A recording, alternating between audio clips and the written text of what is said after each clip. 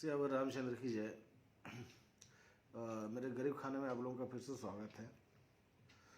आज हम लोग बात करेंगे ब्लास्फेमी के बारे में। ईश निंदा। ईश निंदा शब्द का क्या मतलब है? ईश की निंदा। ईश यानी इष्ट, और इष्ट का मतलब है, मेरे ख्याल से इसको देवता भी हो सकते हैं, आपकी मान्यता भी हो सकती है, आपकी कोई व्यवस्था भी हो सकती है। तो जो भी इन चीज़ों की निंदा करता है उसको इस निंदा के दायरे में रखा जाता है और उस पर इस निंदा का कानून लागू होता है। ज़्यादातर लोग इसको बहुत सीधा सा मतलब लेते हैं कि भाई अगर किसी के धार्मिक मान्यता की निंदा कर दी गई तो वो इस निंदा के अंतर्गत आ जाती है। मैं ये मानता हूँ दुनिया में हर चीज़ की निंदा हो सकती है, लेकिन भगवान की निंदा नहीं हो सकती है। इसका एक सीधा सा कारण है, भगवान का स्वरूप किसी ने नहीं देखा है और इस कारण से उनका कोई स्वरूप तय नहीं है। तो किसी ने उसको किसी रूप में देखा, किसी ने उसको किसी रूप में देखा, हर किसी को अपना अधिकार है बताने का कि मैंने किस रूप में देखा। जाकी रही भावना जैसी, प्रभु मूरत देखी तिन तैसी।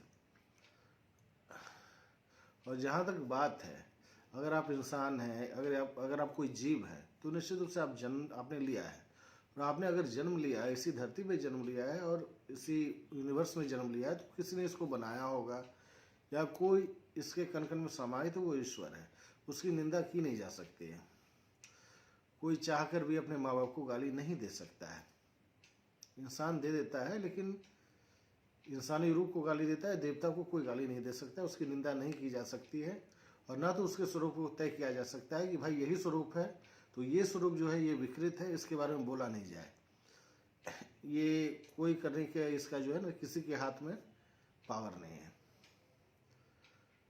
अब जहाँ तक बात आती है इसके सही अर्थ की, इष्ट निंदा यानी आपकी जो भी इष्ट व्यवस्था हो, आप जो व्यवस्था लागू करना चाहते हैं, आपकी जो मान्यता है, आपका जो कानून है, कुछ भी आपका है, आपका इष्ट है, आपका ध्येय है, उसी हिसाब से आपकी व्यवस्था चली आ रही है, उस चीज़ की जब निंदा की जाती है तो टकराव शुरू होता है।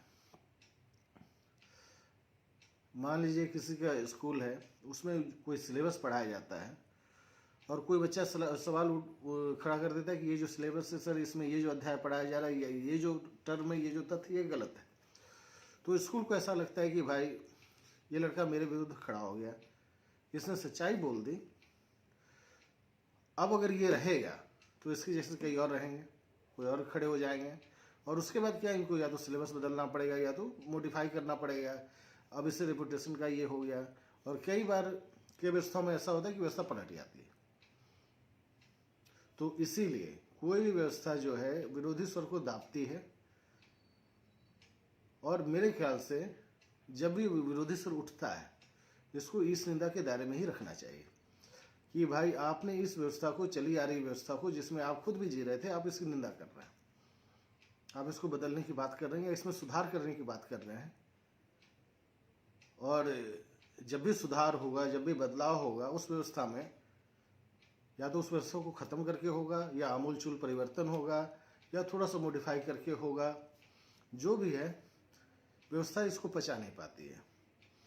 तो इस निंदा का आपको ठप्पा लगाकर आपको सल्टाना चाहती है। ये हर जगह चलता है।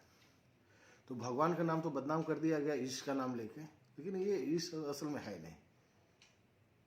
आप आज भी देखेंगे कई लोग ऐसे हैं जो चाहते हैं कि उनकी कही हुई बातें, उनके मान्यताएं या जो भी उनकी व्यवस्थाएं चली आ रही हैं, उसके बारे में अगर सवाल खड़ा किया जाए तो वो कहते हैं भाई ये गलत हो गया।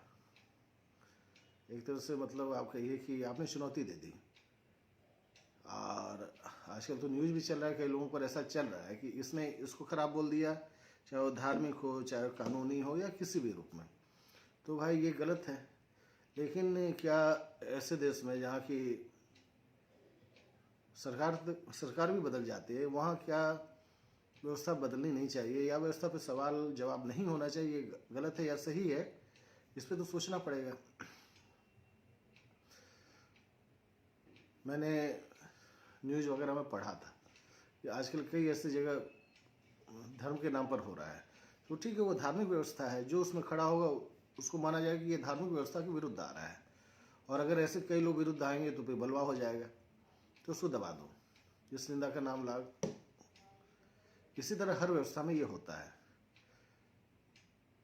तो धर्म बदनाम हो गया तो इस निंदा, इस नाम से, इससे संबद्ध होकर बदनाम हो गई। ये आप और हम हर जगह पाते हैं।